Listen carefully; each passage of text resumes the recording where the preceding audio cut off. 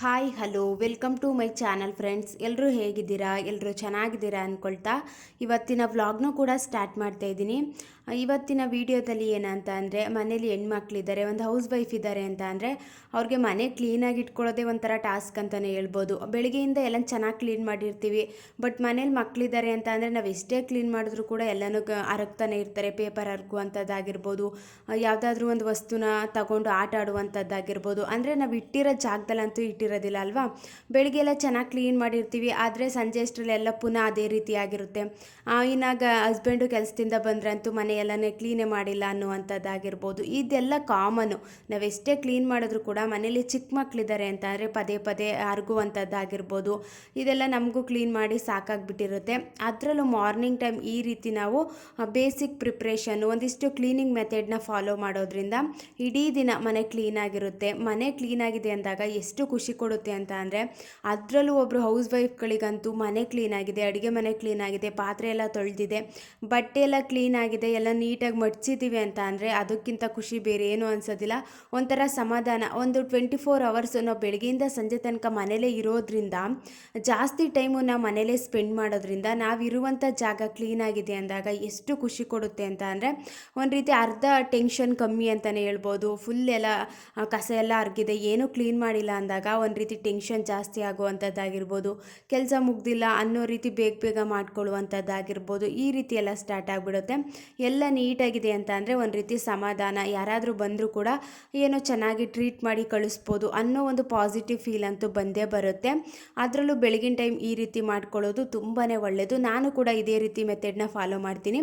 ಇನ್ನು ಬೆಳಿಗ್ಗೆನ ಎದ್ದ ತಕ್ಷಣ ನಾವು ನೈಟೇ ಒಂದಿಷ್ಟು ಕೆಲಸಗಳನ್ನ ಅಂತ ಮಾಡ್ಕೊಂಡಿರ್ತೀವಲ್ವ, ಅದರಲ್ಲೂ ಏನಾದರೂ ಆಗ್ತಿಲ್ಲ, ಹುಷಾರಿಲ್ಲ ಅಂದಾಗ ಮಾತ್ರ ಪಾತ್ರೆ ತೊಳಿದಾನೆ ಹಂಗೆ ಇಟ್ಟಿರುವಂಥದ್ದಾಗಿರ್ಬೋದು, ಕಿಚನ್ ಕ್ಲೀನ್ ಮಾಡ್ತಾನೆ ಇರುವಂಥದ್ದಾಗಿರ್ಬೋದು. ಈ ರೀತಿ ಮಿಸ್ಟೇಕ್ಗಳು ಆಗ್ತಾನೆ ಇರ್ತದೆ. ನಾವೆಲ್ಲ ಏನೋ ಹುಷಾರಿಲ್ಲ ಅಂದರೂ ಕೂಡ ನಾನು ಎಲ್ಲನೂ ಕ್ಲೀನ್ ಮಾಡಿಬಿಟ್ಟೆ ಮಲ್ಕೋತೀನಿ ಅಂತ ಹೇಳೋದಕ್ಕಾಗೋದಿಲ್ಲ. ನಾನು ಕೂಡ ಒಂದಿಷ್ಟು ಮಿಸ್ಟೇಕ್ನ ಮಾಡ್ತಾನೆ ಇರ್ತೀನಿ. ಏನೋ ಆಗ್ತಿಲ್ಲ ನನ್ನ ಕೈಲಿ ಅಂದರೆ ಆರಾಮಾಗಿ ರೆಸ್ಟ್ ಮಾಡಿಬಿಡ್ತೀನಿ. ಆಗ್ತಿಲ್ಲ ಅಂದರೂ ಕೂಡ ನೈಟ್ ಹೊತ್ತು ಎಲ್ಲ ಕ್ಲೀನ್ ಮಾಡೋದಕ್ಕೆ ಹೋಗೋದಿಲ್ಲ. ನಾನೇನು ಮಾಡ್ತೀನಿ ಅಂತ ಅಂದರೆ, ಬೆಳಗ್ಗೆ ಎದ್ದ ತಕ್ಷಣ ನೈಟ್ ಏನಾದರೂ ನಂಗೆ ಅಕಸ್ಮಾತ್ ಕ್ಲೀನ್ ಮಾಡ್ಕೊಳ್ಳೋದಕ್ಕೆ ಆಗಲಿಲ್ಲ ಅಂತ ಅಂದರೆ, ಮೊದಲು ಎದ್ದ ತಕ್ಷಣ ನಾನು ಕಸ ಗುಡಿಸ್ಕೊಬಿಡ್ತೀನಿ. ನಾವು ಎಷ್ಟೇ ಪಾತ್ರೆ ಇದ್ದರೂ ಕೂಡ, ಸಿಂಕಲ್ ಪಾತ್ರೆ ಇದೆ, ಕೌಂಟರ್ ಟಾಪ್ ಏನೂ ಕ್ಲೀನ್ ಮಾಡಿಲ್ಲ ಅಂತ ಅಂದರೂ ಕೂಡ ನಾವು ಕೆಳಗಡೆ ನೆಲನ ಒಂದ್ಸಲಿ ಕ್ಲೀನಾಗಿ ಕಸ ಗುಡಿಸ್ಕೊಬಿಟ್ರೆ ಒಂದು ರೀತಿ ಸಮಾಧಾನ. ಕೆಳಗಡೆ ಎಲ್ಲ ಕ್ಲೀನಾಗಿದೆ ಅಂದಾಗ, ಎಲ್ಲ ಕಸ ಎಲ್ಲ ಗುಡಿಸಿದ್ದೀವಿ, ನೆಲ ಎಲ್ಲ ನೀಟಾಗಿ ಕಸ ಗುಡಿಸ್ಕೊಂಡಿದ್ದೀವಿ ಅಂದರೆ ಏನೋ ಒಂಥರ ಸಮಾಧಾನ ಅನಿಸುತ್ತೆ, ಒಂದು ಸ್ವಲ್ಪ ರಿಲೀಫ್ ಅಂತ ಸಿಗುತ್ತೆ. ನಾವೆಲ್ಲ ಕೆಳಗಡೆ ನೆಲದಲ್ಲೆಲ್ಲ ಕಸ ಬಿದ್ದಿದೆ, ಹಂಗೆ ಎಲ್ಲನೇ ನಾವು ಪಾತ್ರೆ ತೊಳ್ಕೊಂಡು ಆಮೇಲಿಂದ ನಾನು ಕ್ಲೀನ್ ಮಾಡ್ಕೋತೀನಿ, ಎಲ್ಲನೂ ಒಂದೇ ಸಲ ಕ್ಲೀನ್ ಮಾಡ್ಕೋತೀನಿ ಅಂತ ಅಂದರೆ ಆವಾಗ ಯಾವ ರೀತಿ ಫೀಲ್ ಬರುತ್ತೆ ಗೊತ್ತಾ? ಇವಾಗ ಪಾತ್ರೆ ಎಲ್ಲ ತೊಳೆದಾಯಿತು, ನೆಕ್ಸ್ಟು ತಿಂಡಿ ಮಾಡಿಬಿಡೋಣ, ಇನ್ನು ತರಕಾರಿ ಎಲ್ಲ ಕಟ್ ಮಾಡ್ಕೋತೀವಿ, ಆ ತರಕಾರಿ ಸಿಪ್ಪೆ ಎಲ್ಲ ಇರುತ್ತೆ, ಒಂದೇ ಸಲ ಎಲ್ಲನೂ ಕಸ ಗುಡಿಸ್ಕೊಬಿಡೋಣ ಅಂತ ನಾವು ಕಸ ಗುಡಿಸೋದಕ್ಕೆ ಹೋಗೋದಿಲ್ಲ, ನೆಕ್ಸ್ಟು ತಿಂಡಿ ಮಾಡಲಿಕ್ಕೆ ಸ್ಟಾರ್ಟ್ ಮಾಡ್ಕೊಬಿಡ್ತೀವಿ. ಇದರಿಂದ ಏನಾಗುತ್ತೆ ಅಂತ ಅಂದರೆ, ನಮಗೆ ಸ್ವಲ್ಪ ಸ್ವಲ್ಪ ಕೆಲಸ ಇದ್ದಾಗಲೇ ಮಾಡ್ಕೊಬಿಟ್ರೆ ಆರಾಮ್ ಅಂತ ಅನಿಸುತ್ತೆ. ಒಂದೇ ಸಲ ಮಾಡ್ಕೊಳ್ಳೋಣ ಅಂತ ಅಂದ್ಕೊಂಡ್ರೆ ಒಂದು ಸ್ವಲ್ಪ ಟೈಮ್ ಜಾಸ್ತಿ ಹಿಡಿಯುವಂಥದ್ದಾಗಿರ್ಬೋದು. ನಮಗೆ ಟೈಮ್ ಮ್ಯಾನೇಜ್ಮೆಂಟ್ ಅನ್ನೋದನ್ನು ಸರಿಯಾಗಿ ಮಾಡೋದಕ್ಕೆ ಆಗೋದಿಲ್ಲ.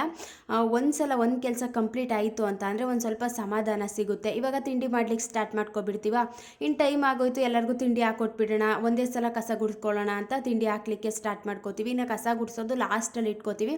ಅಷ್ಟರಲ್ಲಿ ಮನೆಯವರು ಕೂಡ ಎಲ್ಲರೂ ಎದ್ದಿರ್ತಾರೆ. ನಾವು ಮನೆ ಕಸನೇ ಗುಡಿಸ್ತಾನೆ ಎಲ್ಲನೂ ಮಾಡ್ಕೊಂಡಿದ್ದೀವಿ ಅಂದಾಗ ಒಂದು ರೀತಿ ಬೇಜಾರಾಗಿರ್ಬೋದು, ಒಬ್ಬೊಬ್ಬರು ಒಂದೊಂದು ರೀತಿ ಮಾತಾಡುವಂಥದ್ದಾಗಿರ್ಬೋದು. ಈ ರೀತಿ ಎಲ್ಲ ಆಗೇ ಆಗುತ್ತೆ.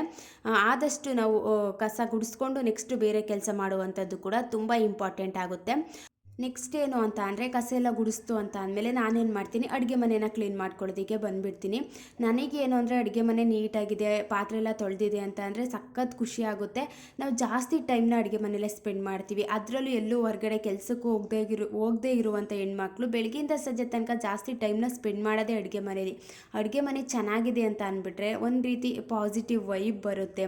ಎಷ್ಟೇ ಬೇಜಾರಿದ್ರೂ ಕೂಡ ನಾವು ಎದ್ದ ತಕ್ಷಣ ಅಡುಗೆ ಮನೆಗೆ ಬರ್ತೀವಿ ಅಲ್ವಾ, ಅಡುಗೆ ಮಾಡಲಿಕ್ಕೆ, ತಿಂಡಿ ಮಾಡಲಿಕ್ಕೆ ಬಂದೇ ಬರ್ತೀವಿ ಅಂದಾಗ ನಮ್ಮ ಬೇಜಾರೆಲ್ಲ ಕಮ್ಮಿ ಮಾಡಿಬಿಡುತ್ತೆ. ಅದೇ ನೀಟಾಗಿ ಇಟ್ಕೊಂಡಿಲ್ಲ, ಹಂಗೆ ಪಾತ್ರೆ ಎಲ್ಲ ಇದೆ, ಕಸ ಎಲ್ಲ ಏನು ಗುಡಿಸಿಲ್ಲ ಅಂದಾಗ ಇನ್ನೂ ಬೇಜಾರಂತೂ ಜಾಸ್ತಿನೇ ಆಗಿಬಿಡುತ್ತೆ.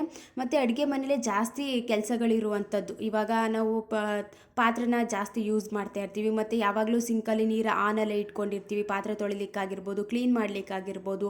ಇದಕ್ಕೆಲ್ಲ ಜಾಸ್ತಿ ನಾವು ಯೂಸ್ ಮಾಡ್ತಿರ್ತೀವಿ ಅಂದಾಗ ಇಲ್ಲೇ ಗಲೀಜು ಅನ್ನೋದು ಜಾಸ್ತಿ ಇರುವಂಥದ್ದಾಗಿರ್ಬೋದು, ಸೊಳ್ಳೆಗಳೆಲ್ಲ ಜಾಸ್ತಿ ಬರುವಂಥದ್ದಾಗಿರ್ಬೋದು. ಈ ರೀತಿ ಸಿಚುಯೇಷನ್ ತುಂಬಾ ಇರುತ್ತೆ.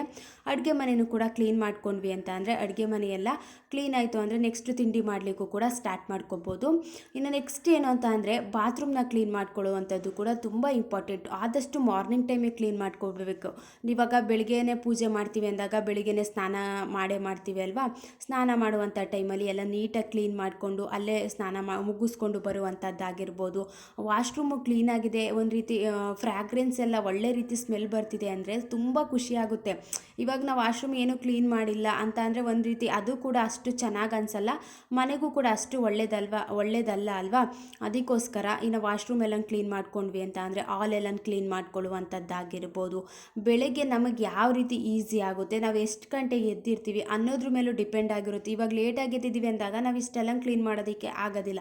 ಬಟ್ ಬೇಗ ಎದ್ದಾಗ ನಾವು ಇಷ್ಟೆಲ್ಲ ಕೆಲಸಗಳನ್ನು ಕೂಡ ಕ್ಲೀನ್ ಮಾಡ್ಕೋಬೋದು, ಮನೆಯೆಲ್ಲ ಕ್ಲೀನ್ ಮಾಡ್ಕೋಬೋದು. ಒಂದು 7 ಗಂಟೆ 8 ಗಂಟೆ ಅಷ್ಟರಲ್ಲಿ ಮನೆಯೆಲ್ಲ ಕ್ಲೀನಾಗಿ ಇದ್ಬಿಡುತ್ತೆ. ಎಷ್ಟು ಖುಷಿ ಕೊಡುತ್ತೆ ಅಂತ ಅಂದರೆ ಮನೆಯೆಲ್ಲ ಕ್ಲೀನಾಗಿದೆ ಅಂತ ಅಂದಾಗ ಮನಸ್ಸು ಕೂಡ ಒಂದು ರೀತಿ ಫ್ರೆಶ್ ಅಂತ ಅನಿಸುತ್ತೆ. ಅವ್ನು ಸ್ವಲ್ಪ ಹೊತ್ತು ಕೂತ್ಕೊಂಡು ರೆಸ್ಟ್ ಮಾಡೋಕ್ಕೂ ಕೂಡ ಸಮಾಧಾನ ಅನಿಸುತ್ತೆ. ಬಟ್ ಮನೆಯೇ ನಾವು ಕ್ಲೀನಾಗಿ ಇಟ್ಕೊಂಡಿಲ್ಲ ಅಂದಾಗ ರೆಸ್ಟು ಕೂಡ ಮಾಡೋದಕ್ಕಾಗೋದಿಲ್ಲ. ನಮ್ಮ ಮೈಂಡು ಕೂಡ ಒಂದು ರೀತಿ ಮೆಂಟಲಿ ಜಾಸ್ತಿ ಸ್ಟ್ರೆಸ್ ಅಂತ ಅಂತೀವಲ್ವ, ಈ ರೀತಿ ತಪ್ಪುಗಳಿಂದನೇ ಮೆಂಟಲ್ ಸ್ಟ್ರೆಸ್ ಅನ್ನೋದು ಕೂಡ ಜಾಸ್ತಿ ಆಗಿಬಿಡುತ್ತೆ.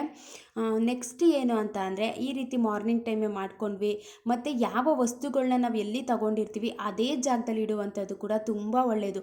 ಏನು ಮಾಡಿಬಿಡ್ತೀವಿ ಅಂತ ಅಂದರೆ ಇವಾಗ ನಾವು ಹಾಲಲ್ಲಿ ಫ್ರಿಡ್ಜ್ ಇಟ್ಕೊಂಡಿರ್ತೀವಿ ಅಂತ ಅಂದರೆ ಏನೇ ವಸ್ತು ತಂದರೂ ಕೂಡ ಇವಾಗ ಮಕ್ಕಳು ಇರ್ತಾರೆ, ಹಸ್ಬೆಂಡ್ ಇರ್ತಾರೆ ಅಂತ ಅಂದಾಗ ಅವ್ರು ಹಂಗೆ ತಂದು ಫ್ರಿಡ್ಜ್ ಮೇಲೆ ಇಡುವಂಥದ್ದಾಗಿರ್ಬೋದು, ಇಲ್ಲ ಟೇಬಲ್ ಇರುತ್ತೆ ಒಂದು ಅಂತ ಅಂದರೆ ಟೇಬಲ್ ಮೇಲೆ ತಂದು ಇಡುವಂಥದ್ದಾಗಿರ್ಬೋದು. ಎಲ್ಲ ವಸ್ತುಗಳನ್ನೂ ಅಲ್ಲೇ ಇಟ್ಕೊಂಡು ಅದೊಂಥರ ಜಾಸ್ತಿ ಒಂದು ರೀತಿ ನೋಡಲಿಕ್ಕೂ ಕೂಡ ಚೆನ್ನಾಗಿ ಅನ್ಸೋದಿಲ್ಲ. ಜಾಸ್ತಿ ವಸ್ತುಗಳೆಲ್ಲ ಅದ್ರ ಮೇಲೆ ಇರುತ್ತೆ ಅಂದಾಗ ಯಾವ ವಸ್ತುಗಳನ್ನ ಯಾವ ಜಾಗದಲ್ಲಿ ನೀಟಾಗಿ ಆರ್ಗನೈಸ್ ಮಾಡ್ಕೋತೀವಿ ತುಂಬ ಇಂಪಾರ್ಟೆಂಟ್ ಆಗುತ್ತೆ. ಒಂದು ರೀತಿ ಎಲ್ಲ ಆರ್ಗನೈಸ್ ಆಗಿದೆ ಮನೆ ಅಂದಾಗ ಎಲ್ಲ ಕ್ಲೀನ್ ಆಗಿದೆ ಅನ್ನೋ ರೀತಿ ಫೀಲ್ ಅಂತೂ ಬಂದೇ ಬರುತ್ತೆ ಅಲ್ವಾ.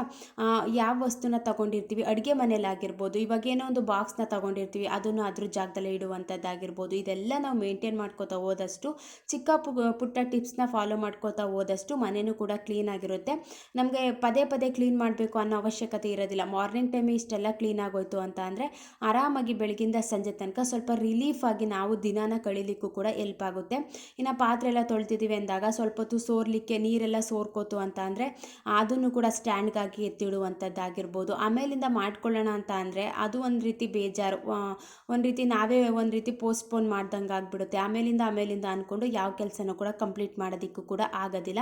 ನೆಕ್ಸ್ಟ್ ಏನು ಅಂತ ಅಂದರೆ ಪ್ರತಿದಿನ ಬಟ್ಟೆನ ಆದಷ್ಟು ಸ್ವಲ್ಪ ಇರುವಾಗಲೇ ನಾವು ಲಾಂಡ್ರಿ ವಾಷಿಂಗ್ ಹಾಕುವಂಥದ್ದಾಗಿರ್ಬೋದು, ಕೈಲೇ ಬ್ರಷ್ ಮಾಡುವಂಥದ್ದಾಗಿರ್ಬೋದು, ಸ್ವಲ್ಪ ಇರುವಾಗಲೇ ಮಾಡ್ಕೊಬಿಡಬೇಕು. ಮತ್ತು ಮಡಿಸ್ಲಿಕ್ಕೂ ಕೂಡ ಈಸಿ ಆಗುತ್ತೆ. ಅದೆಲ್ಲ ಫೋಲ್ಡ್ ಮಾಡಿಬಿಟ್ಟು ಎತ್ತಿಡ್ಲಿಕ್ಕೂ ಕೂಡ ನಮಗೂ ಕೂಡ ಈಸಿ ಅನಿಸುತ್ತೆ. ಬಟ್ ಒಂದೇ ಸಲ ಎಲ್ಲ ಮಾಡ್ಕೋತೀವಿ, ಒಂದು ವಾರಕ್ಕೊಂದ್ಸಲ ವಾಷಿಂಗ್ ಹಾಕೋತೀವಿ ಅಂತ ಅಂದರೆ ಅದನ್ನು ಒಣಗಾಕ್ಲಿಕ್ಕೂ ಕೂಡ ಸ್ವಲ್ಪ ಕಷ್ಟ ಆಗುತ್ತೆ. ಮತ್ತು ಅದನ್ನೆಲ್ಲ ಎತ್ತಿಟ್ಟು ಫೋಲ್ಡ್ ಮಾಡಲಿಕ್ಕಂತೂ ತುಂಬಾ ಬೇಜಾರಾಗ್ಬಿಡುತ್ತೆ. ಅದಕ್ಕೋಸ್ಕರ ಸ್ವಲ್ಪ ಒಂದು ಸ್ವಲ್ಪ ಇದೆ ಅಂದಾಗಲೇ ಎಲ್ಲ ನೀಟಾಗಿ ವಾಶ್ ಮಾಡಿಕೊಂಡು ಅದ್ರ ಜಾಗದಲ್ಲೇ ಮಡಿಸಿಡುವಂಥದ್ದಾಗಿರ್ಬೋದು. ಇದೆಲ್ಲ ಮಾಡ್ಕೊಳ್ಳೋದ್ರಿಂದ ಜಾಸ್ತಿ ಟೈಮ್ ಅಂತೂ ಹಿಡಿಯೋದಿಲ್ಲ, ಬೇಗ ಕೆಲಸಗಳನ್ನು ಕೂಡ ಮುಗಿಸ್ಕೋಬೋದು. ಇಷ್ಟೆಲ್ಲ ಕೆಲಸ ಮಾಡೋದನ್ನ ಅನ್ನೋ ರೀತಿ ಫೀಲು ಬರೋದಿಲ್ಲ. ಒಂದು ರೀತಿ ಖುಷಿ, ಸ್ವಲ್ಪ ಕೆಲಸ ಇದೆ ಅಂದಾಗ ಕಂಪ್ಲೀಟಾಗಿ ಮುಗಿಸ್ಕೋತಾ ಇರ್ತೀವಿ. ಬಟ್ ಜಾಸ್ತಿ ಕೆಲಸ ಇದೆ ಅಂದಾಗ ಕಂಪ್ಲೀಟಾಗಿ ಮುಗಿಸೋದಕ್ಕಾಗೋದಿಲ್ಲ. ಬಟ್ಟೆಯೆಲ್ಲ ತಗೊಬಂದು ಹಂಗೆ ಇಡುವಂಥದ್ದಾಗಿರ್ಬೋದು, ಅದನ್ನು ಆಮೇಲಿಂದ ಫೋಲ್ಡ್ ಮಾಡ್ಕೊಳ್ಳೋಣ ಅಂತ ಅಂದ್ಕೊಳ್ಳುವಂಥದ್ದಾಗಿರ್ಬೋದು. ಈ ರೀತಿ ಎಲ್ಲ ಬ್ಯಾಡ್ ಹ್ಯಾಬಿಟ್ಸ್ನ ನಾವು ಫಾಲೋ ಮಾಡ್ಕೋತಾ ಬಂದುಬಿಟ್ಟಿರ್ತೀವಿ. ನೆಕ್ಸ್ಟ್ ಏನು ಅಂತ ಅಂದರೆ ಇವಾಗ ಎಷ್ಟೇ ಹೇಳಿದ್ರು ಕೂಡ ಹಸ್ಬೆಂಡ್ ಆಗಿರ್ಬೋದು, ಚಿಕ್ಕ ಮಕ್ಕಳಾಗಿರ್ಬೋದು ಮಿಸ್ಟೇಕ್ಗಳಂತೂ ಮಾಡ್ತಾನೆ ಇರ್ತಾರೆ ಅಲ್ವಾ. ಅವ್ರಿಗೆ ಗೊತ್ತಿರಲ್ಲ ನಮಗೆ ಕ್ಲೀನಿಂಗ್ ಕಷ್ಟ ಆಗ್ತಿದೆ, ನಾವು ಕ್ಲೀನ್ ಮಾಡೋದ್ರಿಂದ ಏನೇನೆಲ್ಲ ತೊಂದರೆಗಳಾಗುತ್ತೆ ಅಂತ ನಮಗೆ ಗೊತ್ತಿರುತ್ತೆ. ಇವಾಗ ಮುಖ ಒರೆಸ್ಕೋತೀವಿ ಅಂದರೆ ಟವಲ್ನ ಹಂಗೆ ಇಟ್ಬಿಟ್ಟು ಹೋಗಿರುವಂಥದ್ದಾಗಿರ್ಬೋದು, ಮತ್ತು ಇವಾಗ ಏನೋ ಒಂದು ಚೇರ್ ಮೇಲೆ ಇಟ್ಬಿಡುವಂಥದ್ದಾಗಿರ್ಬೋದು. ಈ ರೀತಿ ಮಿಸ್ಟೇಕ್ಗಳೆಲ್ಲ ಮಾಡ್ತಾನೆ ಇರ್ತಾರೆ. ಬಟ್ ಎಲ್ಲನೂ ಒಂದ್ಸಲ ನೀಟಾಗಿ ಚೇರೆಲ್ಲ ಕ್ಲೀನ್ ಮಾಡಿಕೊಂಡು, ಸೋಫಾ ಎಲ್ಲ ಕ್ಲೀನ್ ಮಾಡಿಕೊಂಡು, ಆ ಬಟ್ಟೆ ಎಲ್ಲ ತೆಗೆದಿಟ್ಬಿಟ್ಟು ಎಲ್ಲನೂ ಒಂದು ಸೈಡ್ ಇಡುವಂಥದ್ದು ಕೂಡ ತುಂಬ ಒಳ್ಳೆಯದು. ಮತ್ತು ಮಕ್ಕಳು ಆಟ ಸಾಮಾನುಗಳು ಇದೆ ಅಂತ ಅಂದರೆ ಅದನ್ನು ಸಪ್ರೇಟ್ ಬ್ಯಾಸ್ಕೆಟ್ಗೆ ಹಾಕಿ ಎತ್ತಿಟ್ಬಿಡ್ಬೇಕು. ನಾವೆಲ್ಲೋ ಒಂದು ಅವ್ರಿಗೆ ಕಣ್ಣು ಕಾಣಿಸುವಾಗ ಇಟ್ಟಿರ್ತೀವಿ ಅಂತ ಅಂದರೆ ಪುನಃ ತಗೊಂಡು ಅದೆಲ್ಲನೇ ಅರಗ್ತಾನೆ ಇರ್ತಾರೆ. ಬಟ್ ಆಟ ಆಡಿಸುವಂಥ ಟೈಮಲ್ಲಿ ಕೊಟ್ಬಿಟ್ಟು ಅದೆಲ್ಲನೂ ಎತ್ತು ಮೇಲ್ಗಡೆ ಇಡುವಂಥದ್ದಾಗಿರ್ಬೋದು. ಇದೆಲ್ಲ ನಮಗೆ ಈಸಿ ಆಗುತ್ತೆ. ನಾವು ಆಟ ಆಡ್ಕೊಳ್ಳಿ ಅಂತ ಬಿಟ್ಬಿಟ್ರೆ ಕೆಳಗಡೆನೇ ಏನಾದರೂ ಇಟ್ಟಿದ್ದೀವಿ ಅಂತ ಅಂದರೆ ಅದನ್ನು ಬೆಳಗಿಂದ ಸಂಜೆ ತನಕ ಅವ್ರು ಎತ್ತಿಡೋದಕ್ಕೂ ಬಿಡೋದಿಲ್ಲ. ಎತ್ತಿಟ್ಬಿಟ್ವಿ ಅಂದರೆ ಪುನಃ ಅಳುವಂಥದ್ದಾಗಿರ್ಬೋದು, ಈ ರೀತಿ ಎಲ್ಲ ಆಗ್ತಾನೆ ಇರುತ್ತೆ.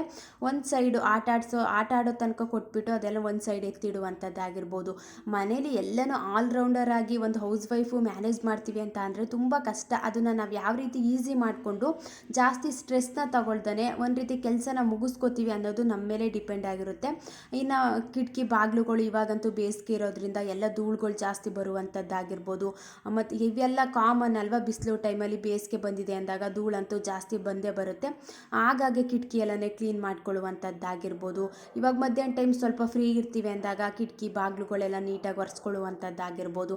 ಇದರಿಂದನೂ ಕೂಡ ಸ್ವಲ್ಪ ಗಲೀಜಾಗೋದು ಕಮ್ಮಿ ಆಗುತ್ತೆ. ನಾವು ಕಿಟಕಿ ಬಾಗಿಲನ್ನೇ ಒರೆಸ್ಕೊಳ್ಳಿಲ್ಲ ಅಂತ ಅಂದರೆ ಧೂಳು ಹಾಗೇ ಒಳಗಡೆ ಬರುವಂಥದ್ದಾಗಿರ್ಬೋದು.